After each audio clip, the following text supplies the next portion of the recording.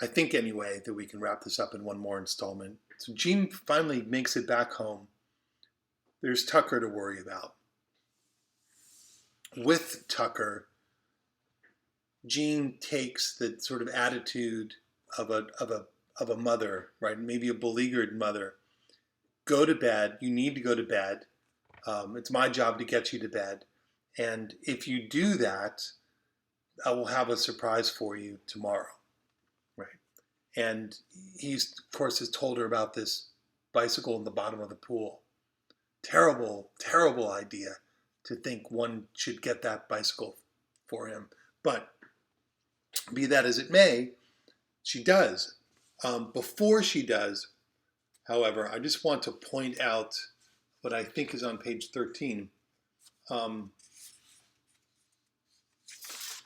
When she spends some time under the light and with the sunglasses that she's helped herself to on, posing and dearest Sackbut mocking her her father's love letters to his wife, to Jean's mother.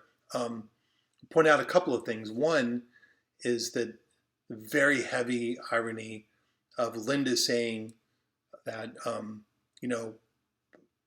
Jean's dad just isn't a letter writer.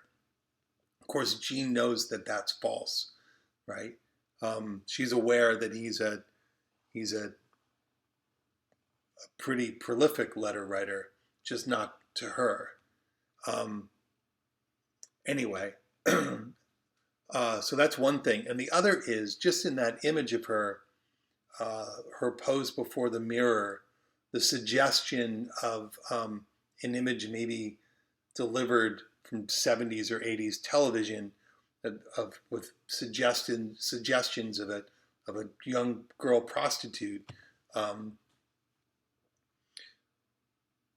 Just want to acknowledge the way that Woolf is kept alive as we approach the very end of this story. Is kept alive with our awareness that there's a wrong, bad path for her, right? So she is set up as with these twin and competing capacities toward responsibility and toward dangerous irresponsibility, legally dangerous, if not dangerous otherwise. And when it becomes clear to us that she is going into that pool to come out with the bicycle for Tucker.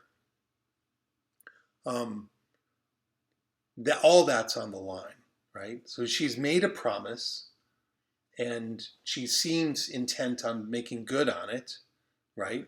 Which is a whole new thing in this story. None of the adults are capable of that. So there's the possibility that she will become the responsible person, the first one in this story, the first one in her world. But of course, the doing of it, the effort required to make good on that promise is so dangerous and so irresponsible that both of these sides are in play. We hope for her when she goes down and gets her hand on the bike and struggles to get back up. We hope for her not only because we want her to live, but the story has sort of set that moment up as the make or break moment for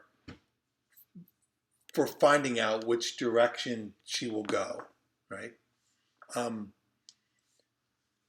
She reaches the top with the bike. She succeeded in getting the bike, and at some cost. And the story ends with the awareness, the expressed awareness that that she's just going to hang out for a moment and get herself together before making good on it. The story could have ended with the next part, right, which would have been Tucker waking up in the morning to see the goddamn bicycle there, right, and underscoring what we already know, which is that she's making good on this promise. Why doesn't it? Because insofar as the story is about which of these two possible Jeans is going to become the realized one, we have our answer when she succeeded with the bike. We don't need to see Tucker's reaction to it, right? she has at that moment become the thing that she's missing. So to put this another way, insofar, which is very far, insofar as the story has been constructed to raise a question about which Jean she will become, it has gotten us to the point, and it has made us worry about which Jean she will become by way of the adults who have failed her. At the end of the story, she becomes the only person to have made good on a promise of any weight, and therefore, right, thereby, she's become the adult that she's been needing, right? Something like that. If you're a different kind of writer, right, and my sort of initial thought about the end of this story was, it would be more satisfying because more true if she, came out and lit up a cigarette and looked at the bike down in the pool and,